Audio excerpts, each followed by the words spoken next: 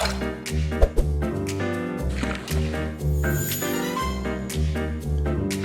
everyone. This is MustardHub Voices Behind the Build. In these episodes, I speak with the people building, backing, and running better workplaces. I'm your host, Curtis Forbes. Welcome to today's Fireside Chat. My guest today is Ryan Dalton. Ryan's career began in education, helping students plan for college, where he first recognized the importance of understanding human potential. Went on to work in college counseling and career guidance, helping students and professionals find clarity and purpose. And with a background in international relations and fluency in Mandarin Chinese, he gained a broader perspective on what truly motivates people across cultures. That insight led him to architect the Motivation Quotient and shape its impact in organizational settings. Today, as co founder of TalentMotives, he leads the vision behind Sherpa, their AI powered coach that integrates MQI into daily management and leadership. Welcome to Behind the Build. Happy to have you here, Ryan. Thank you, Curtis. I'm happy to be here. So, are we going to do this whole thing in Mandarin right now? If you want to. No, I wouldn't be able to follow you. So I know that you listed work as a hobby. I think that I'm one of those people that kind of fall in that camp, and I can kind of appreciate that on every level. How long have you been working on this project? It started in early 2021, and we had a group of very, very smart people, which kind of is the underlaying foundation of my career. Is I'm always the dumbest person in the room, surrounding myself with smarter people. Yeah, And yeah. so I found myself working with a tech startup with a bunch of brilliant people who are identifying, based on a lot of motivation science, been scientists and lots of different PhDs sitting around talking about how can we create something to help people identify what really motivates them from the inside. And so over the past, almost 5 years now, we've been developing what is now the Motivation Quotient that had started with how to help students and, in high school and college understand what drives them from the inside to help them point towards the better college and careers. And, within a couple of years, I quickly identified this would be great to help people find their career. Imagine Totally. adults, imagine different avenues, and we had run summer camps and other classes based on motivations with students, and Oh, we would wow. ultimately group them together based on motivations. So no one knows anybody, no one knows any skill sets, just based on your motivation, what job task you should take in a mock like business sort of Shark Tank sort of deal, and we'd give them a couple hours, come up with a product, pitch it to us, and it always went well. But we had parents coming to us saying, "This is great. Can you do this for me and my wife?" Really? Or can you come I to my love that. company and help me with my business? And we started to realize there's bigger grounds for this. And so over the past year, we've been developing MQI, Motivation Quotient Intelligence, incorporating our own Sherpa AI to help individuals really read the results, read the reports, and ask questions simply based on who they are, what drives them. And we're starting to see some really good applications in the executive level, organization level for HR. I love that. And I mean, that's often how some of the greatest companies get started, right? And people are starting to ask you for all of these things, and then you actually have those customers, I guess, to eventually go and build for. Um, I'm really excited to I think learn a lot more about Talent Motives as an organization, right? You guys do some super interesting things with this data, the psychology, that drives the employee engagement and productivity, like you were just talking about. Um, and how it increases retention, tapping into, I think, what motivates people to stay, right, with a certain workforce, or, presumably what might attract them to another organization. Tell everybody what Talent Motives is. I think understanding a little bit about MQI is super helpful, but as an organization, what does Talent Motives do? Yeah, we're looking to help organizations and individuals understand themselves and their people better to make better people decisions using our human centric AI. And ultimately looking at coming in when we're finishing development, coming in at three different levels of helping executive leaders have better self-awareness and just lead better, just know what's the best approach to how they take on their role as the leader, to helping organizations, companies overall just improve engagement, improve relations, culture, a lot of the things that have been missing in the workforce for like a century or more, even to then going into helping people hire better, so that you're not just hiring someone who can do the job, you're hiring someone who can do the job with your people specifically, and helping ultimately the big picture sort of idea of my the BHAG sort of idea is just helping people understand each other better and create better cultures, better environments for people to work and to thrive and to find purpose in their day-to-day life. I love that. It certainly overlaps, I think, where a lot of, the things that we do is, and so it certainly resonates with me.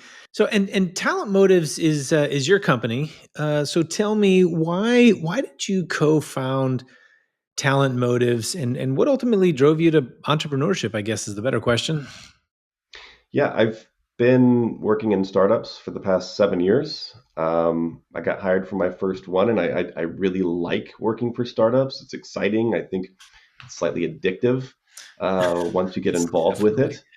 definitely addicting. And it is because there's always, I don't know, I never gambled, but it seems like there's a bit of like a gambling thrill in each case of huge payoff or just absolute lose everything. And developing this technology over the past few years, we saw a need outside of its initial niche, which I mentioned earlier. We were working in education and seeing that the parents of these students were saying, come to my company, come and help my people. We figured, rebranding and starting something completely new with people who are more experts in the realm of human resources and business. And so we partnered with a couple associates of ours who have extensive experience in the industry. Me being one of the co-creators or co-authors of the Motivation Quotient, made sense for me to partner with them to create this new type of solution to solve problems that we've all experienced. Um, Going back to when I was a college doing college counseling, I had really close connection with the parents I worked with, and I was in San Diego, California, a lot of tech companies down there, and a lot of the parents would be coming in saying, "I love my job, I love what I do, but I can't get along with my people. The people I work with, I can't get along with." And the first startup I worked for was a coding boot camp in San Diego. And we would find people, train them in software, get them jobs. And we would talk with a lot of business owners, tech startups, and small businesses. And their biggest struggle was finding people who would stay because there was always personality clashes. Okay.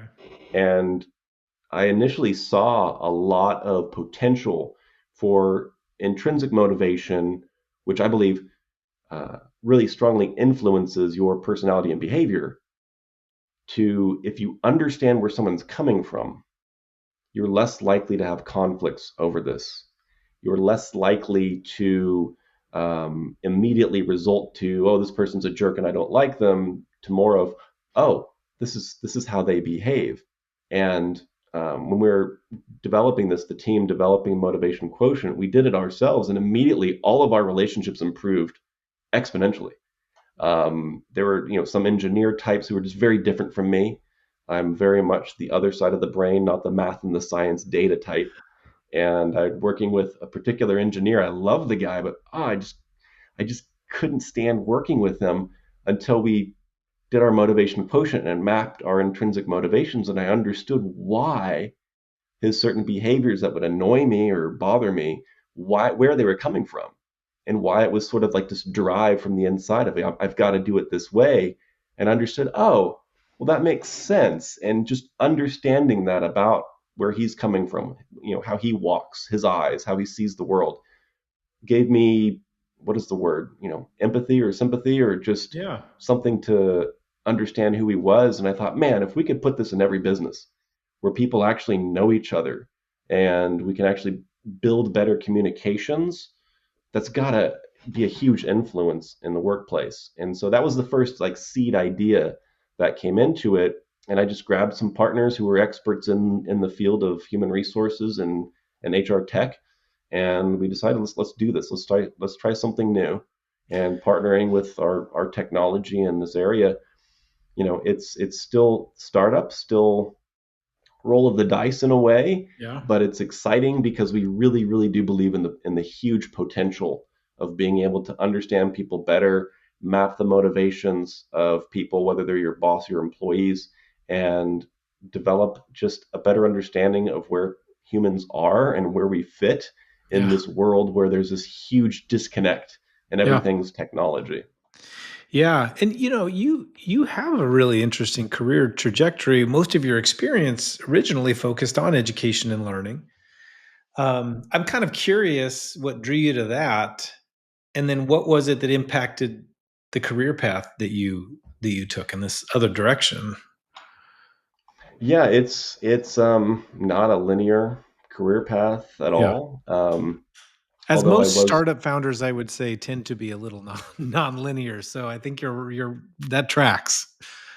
yeah, and I mean, and to be fully transparent, like, to add on to the last question of like why entrepreneurship, why the business, is because I look at my background and I don't really fit in any job title that's out there.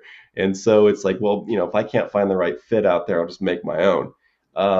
But moving in from education into now, the HR tech world, completely different industry. Again, like I've had a lot of experience of being the dumbest person in the room and surrounding myself with people who are just vastly more intelligent than me to learn from them.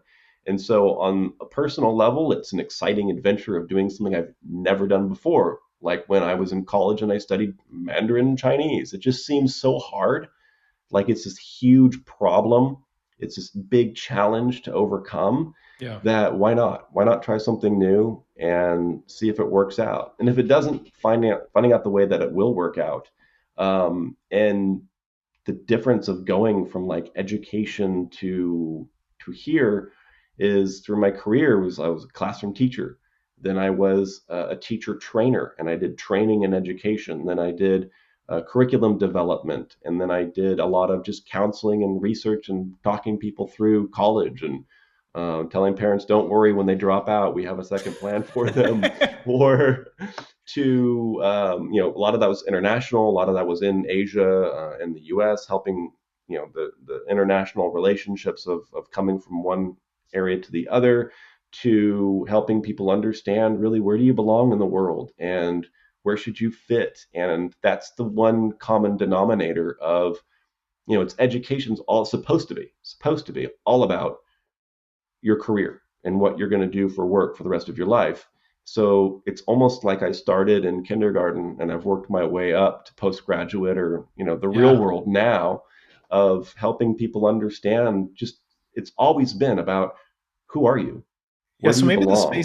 maybe the spaces really aren't that different. I mean, you see a lot of commonalities, right, in the different spaces, that you've been in. Yeah, big picture commonalities. Details of Yeah, well, things I'm very learning different. about the HR world is wildly unexpected. With compliance and laws and all these different things. But yeah, big picture commonalities is we're all human beings. Yeah. We all have emotions, and the biggest problem I'm seeing just in the workforce is the same like in high school and college, Yeah. of we're all disconnecting. There was there was a great we did a great episode once with um, a guest, and he made the comment that every business is a people business, um, which I think totally blew me away, and I think rings true every time I think about it, right? Because whether you're in education or you're in HR or you're selling products and services, of any kind, ultimately, right? It's for the, to make people's lives better or do things faster or cheaper or somehow enhance, the human experience that we have in some way. So there you go. So let's talk more about TalentMotives. I'm curious to learn about the kind of clients that come to TalentMotives. Who are they? We don't have to list any names here, but just kind of curious, like, who are they? What are the challenges that they're facing that bring them to you? Yeah, we're still in development phase, but we do have a handful of clients who've been working with us for the last almost a couple of years, about a year and a half, Oh, great. and giving great insights into what direction we should be taking. So right now, they're mostly like engineering companies, biotech, and a lot of more of like the science-based businesses who are attracted to the idea of the data.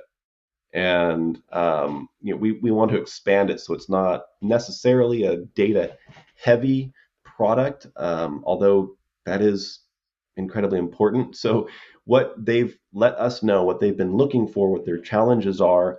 In one case is a company of it's just engineering company, and they're looking at, this is our top performing team, right? They're based on teams working on different type of product development and product engineering, and so they've primarily been using this for a way of tracking what makes the best team using the data of motivation. So they're already hired, so they're already skilled, right? So they have the people that they've hired, they have the skills.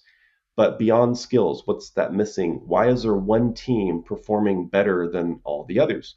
So using MQ, tracking their motivations, they were able to essentially, which helped us with the next phase of data development, of creating like just sort of a formula, a motivation formula for the best performing team for their company, their industry. And so using that data, they just went around and let everyone know on the different teams. We're gonna do a little switching around a little bit.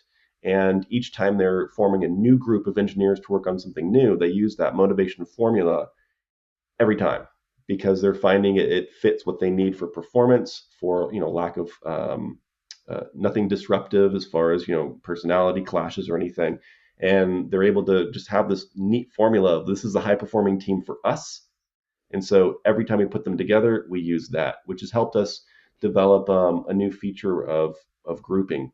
So one of the things you can do with our Sherpas, just for your whole company or for your whatever grouping of people you've got, just type in, we need a group of people to work on this thing, to do this task, and they have these traits or something. Click a button and it will automatically group people for you who are highly likely to work well together.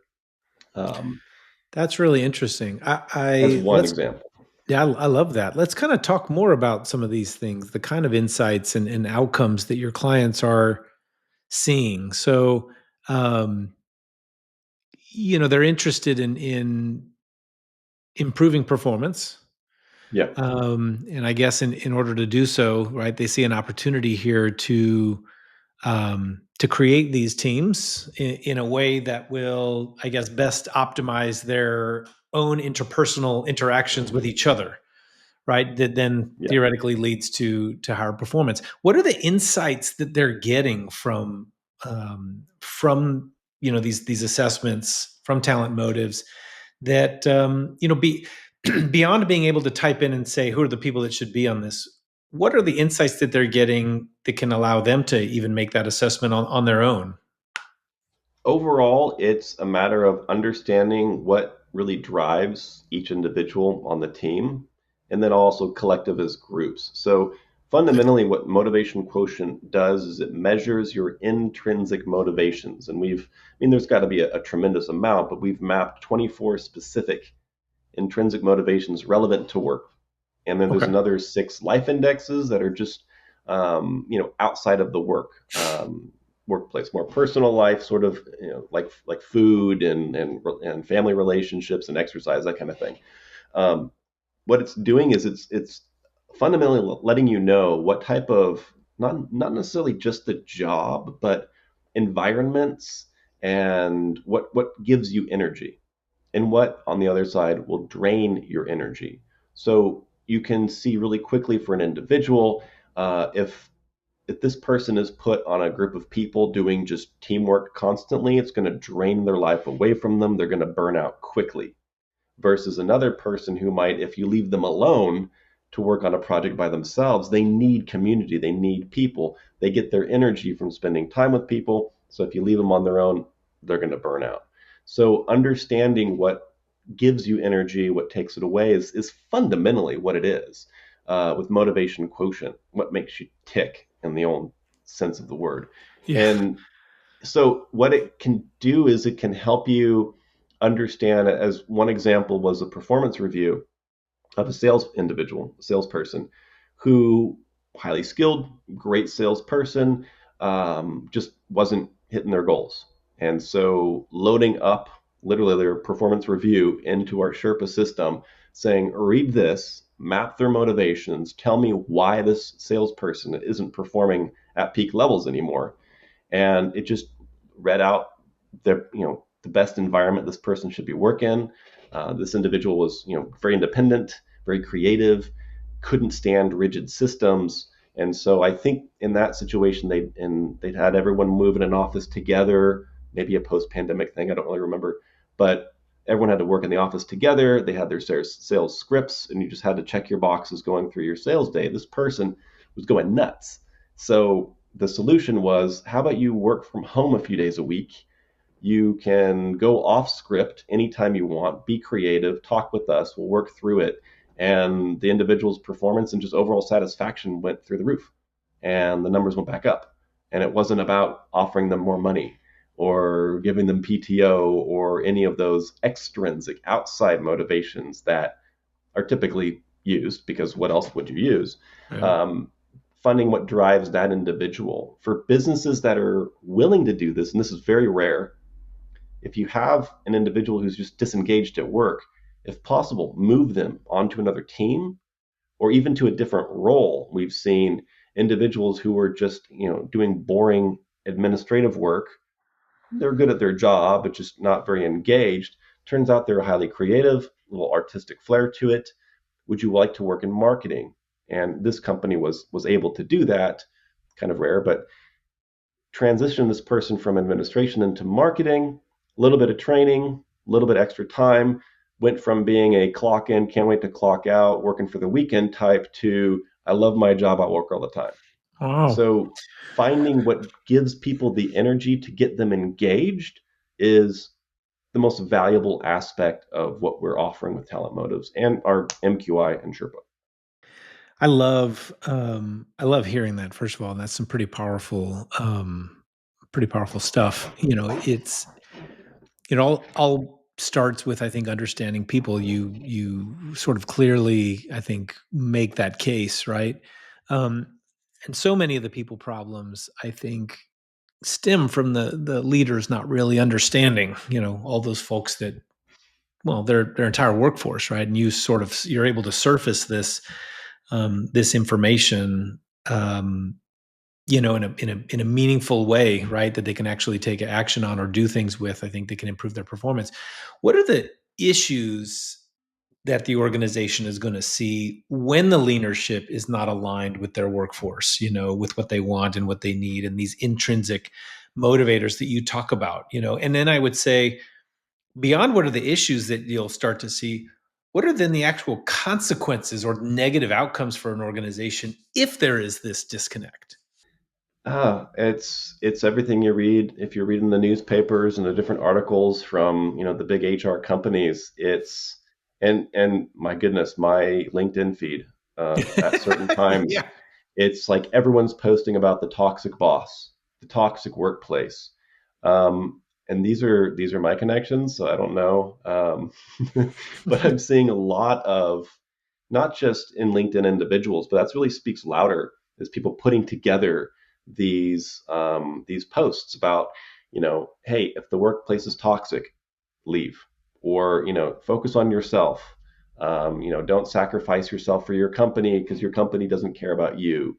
I mean, you see this in obviously like even television shows. You see this throughout movies. I mean, like old 50s movies of them standing around the water cooler, when the boss is like, why aren't you working? It's the consequences first. It's disengagement. People don't care about the job. They might when they start. Circumstances arise. They're no longer, vested in the company. They're no longer thinking like, hey, I work here because I want this company to thrive so I can have job security. It's more of, man, the boss is toxic Yeah. or the environment's toxic. Nobody gets along. Nobody talks. There's disconnect. And for the big business on the bigger picture is, you have to adjust your turnover rate to the point I think now it's common practice for some of the bigger companies to just expect a 15% turnover rate every year or every quarter and expect it so that if it's not that high, they might even lay people off just to achieve that number because it's normal. And ultimately, fundamentally, which I should have started with, is you're losing money. Your business is losing money. You're losing a lot. The amount of money it costs to hire somebody new, even if you're, billions and billions of dollars and, paying two times salary to hire a person is okay. It's still a lot of money that's being wasted. Um, and it's also just developing on a bigger picture, the quiet quitting culture, Hmm. the ghosting culture, the it's just a job. Why should I stay? So that there is also that softer damage, which might not affect your finances as a company as much, but it's definitely going to affect the people when someone suddenly quits. And you're working on a team where everyone's changing all the time, and there's not a lot of stability. There's not a lot of um, like I said, like you're not really invested in where you are. And so it's almost like everyone's always looking for another job. And that's dangerous too, because I don't know why, but it's like I hear a lot of people looking for jobs and there's a lot of jobs and no one's getting hired and what's going on. Yeah. Because Yeah. there's also that fear of, well, we have this huge turnover and maybe we're calling it healthy, but when we go to hire the next person, we're going to be a lot more careful. So it's going to take even more time, more energy, more resources, more money to replace everybody or to keep people. Where if we just realize that we're all humans and not numbers, if we had a tool, if we only had a tool where I could just easily know who people are, what type of environment, circumstances, situations they would thrive in, so I could spend a minimal amount of time letting them know, hey, I see you. You're a human being and not a number in my company. If there could be that kind of connection to where we shifted focus of we should start thinking about keeping people and start thinking about people, Yeah. you could have a tremendous change. Unfortunately, a lot of people, a lot of well, not people maybe, but a lot of businesses, it's not a priority really. If there was only a tool. If there was There's only a only a tool. tool. I love that. It's what you're describing. I mean, is it's pervasive, right? You see it everywhere. You see it Yeah, everywhere where these leaders, where there are leaders who just don't seem to get it right. And I guess the kind of a question is how do you begin to steer them in the right direction? Um, you know, I suppose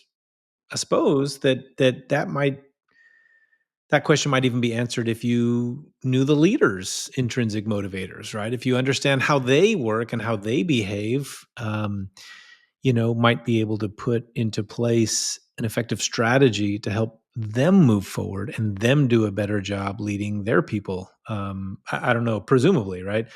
I'm curious, from your perspective, from your experience, how do you steer them in the right direction? Uh, as to what those next steps are in general, and I think that what that looks like through, even leveraging your solution. yeah. It's well, to start. An old saying I've always believed in is you can't help someone who's not willing to change.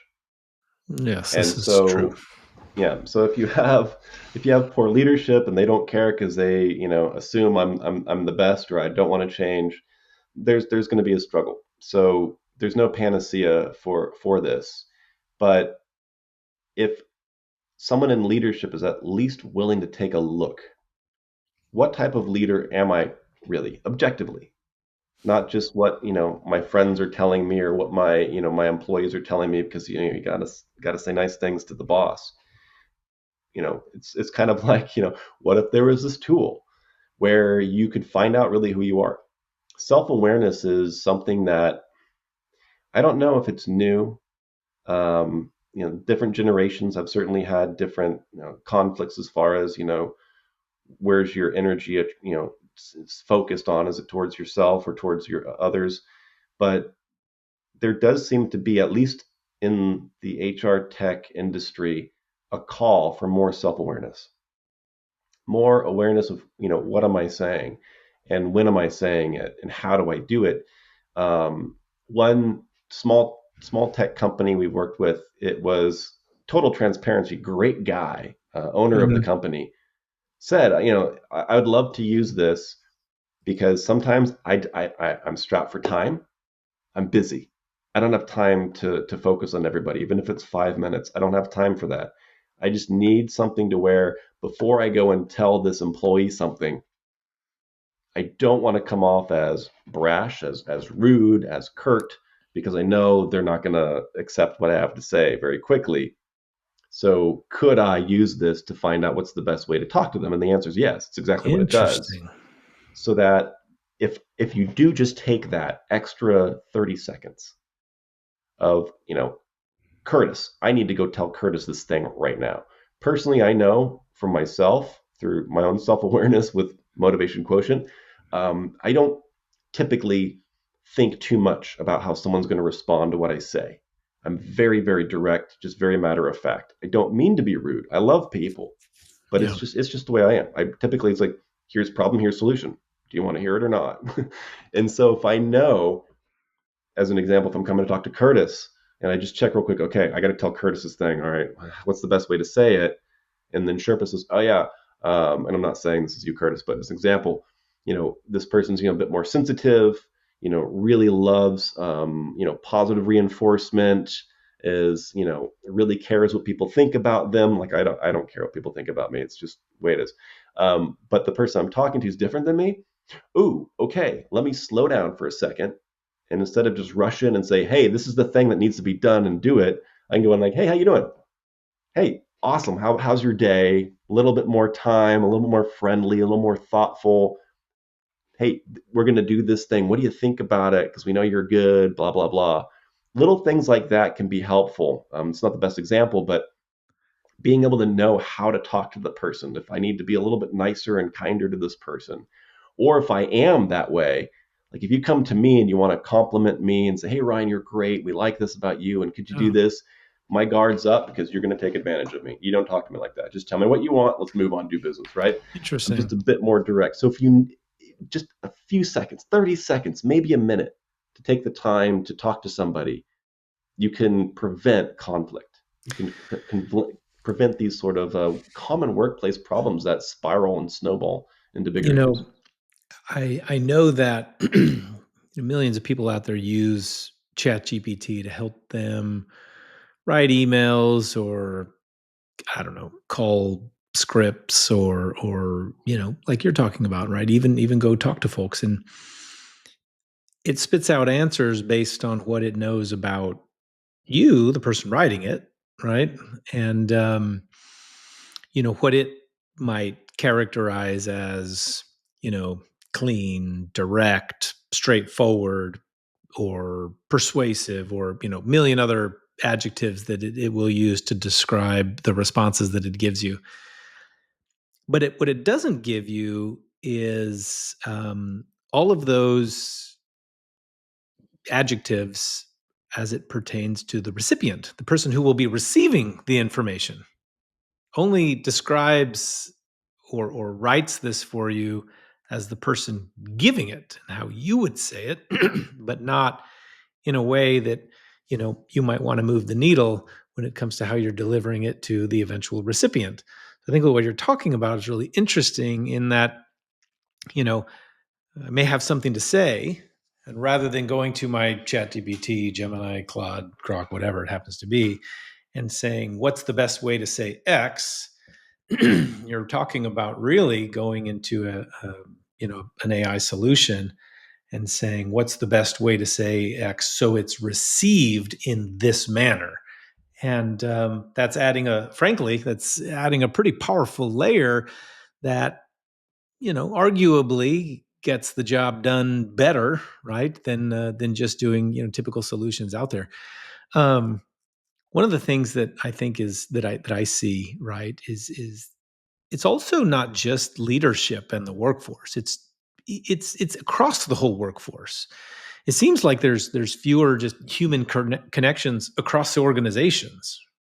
And I mean, I'm curious, what are the causes? What are the ramifications? Do you see the same thing? Yeah, I think it's just kind of so common. It's expected that there really isn't that much of communication. I mean, it depends on the type of industry you're in, the type of work that you do, and how you spend your time with people. But it's definitely, I'm noticing more and more and more just disconnect of, maybe it's technology, which is kind of weird because in a way we're looking at a world where we have an entire generation who grew up with a smartphone in their hand and are always going to not VR, virtual reality, but essentially a virtual world that's not real, of Mhm. Instagram and TikTok and all these things that are filtered and edited and everything, and creating unrealistic expectations for people, creating a different sort of mindset towards what the world is, and how to communicate with people. Um, beyond just the slang that older guys like me can't pick up on anymore, but really disconnecting and not having real human connections anymore. Um, the sort of thing you'd see if I go out to eat with my wife and son. You see a young couple on a date, and they nod their heads and then go to their phones during the Yeah. entire meal. It's scary. I mean, I've been married almost 15 years now, so I've been out of that game for a long time. It scares me to see that, Yeah. and it's not just in personal life. It's in the workplace, and Yeah. it's just and it's kind of funny. What I'm trying to do with Talent Motives is saying, we're technology overloaded, and it's tearing us apart as people. Our human connections are breaking apart, and here I am saying we use this AI tool to force you back to being a human, Yeah. which is kind of strange, but it's trying to help people realize we need to go back to being humans to be Yeah. able to have It's you're conversations with people. talking about using technology to overcome technology. And I kind of want to pivot into that a little bit. Not that we're talking about Skynet for anybody who knows that reference. No, not yet. Um, but let's talk about tech, since Mustard Hub's a tech company, so TalentMotives. What role do you see technology, and I guess all the various tools and platforms that companies are adopting, play in engaging the workforce? Are they making a positive impact? Could all these different tools be impeding the progress? Talk to me about what you see there, just in terms of technology. We're at like the boom time of AI, right? It's like we've just discovered the gold in the foothills, right? Hmm. And it's causing obviously the effects of, hey, this is amazing. There's so many possible positive potential, and then, oh my gosh, Skynet, right? The whole world's coming to an end. We're all going to lose our jobs. There's an article today of someone predicting 17 or something percent of the workforce just we don't need anymore because of AI. So there's a big fear of that, and it's legitimate because it's real. Going back to Eli Whitney and the cotton gin in 17 whatever, a machine that took the job from people making thread with their hands, to the internet. When the internet took off, workforce shifted. So what we're seeing initially on the negative side is there are jobs that aren't going to exist anymore. I never really took the time to really learn how to code myself in software, and Claude will do that for me. ChatGPT will do that for me. It's pretty incredible. I mean, you can get your entry level software designer just by typing words into a box, and so there's the negative side of a lot of different type of jobs that aren't going to exist anymore. Um, but there has to be at some point new jobs being created, shifting in the workforce, which is disruptive and it's not comfortable. It is a problem. It is dangerous for a lot of people, and it's going to cause a big disruption to the economies. And it's just a matter of, humanity is just going to have to adapt and overcome and come up with new solutions for these new solutions. Yeah, yeah. But on the positive side is it depends on how you use it. I mean, I forget the name of the company. I forget. Maybe like I think they laid off like 12,000 people because they said, "Hey, AI is going to replace them all," and they just like banked on it. And then they found out AI doesn't do it all. We need to hire everyone back.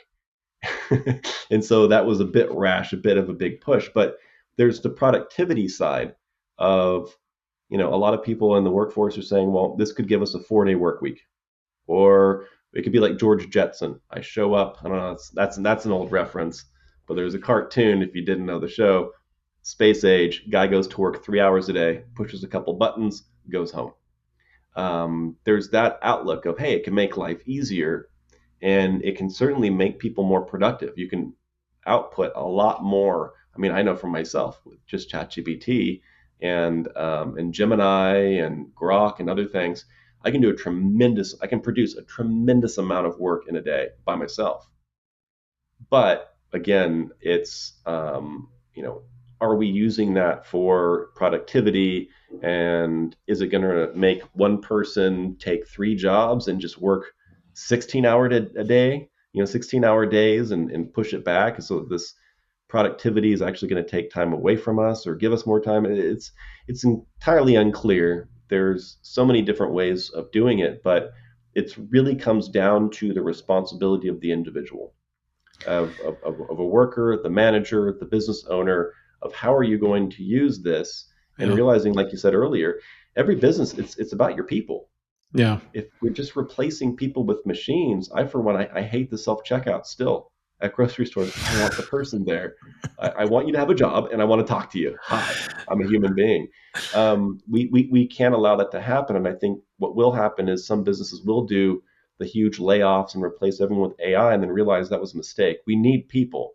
So the question is, what do we do to create human centric technology that puts the people really not just on paper, but really puts people first, so that we can focus on the human being and their work and maybe ease work conditions or Yeah. make life better?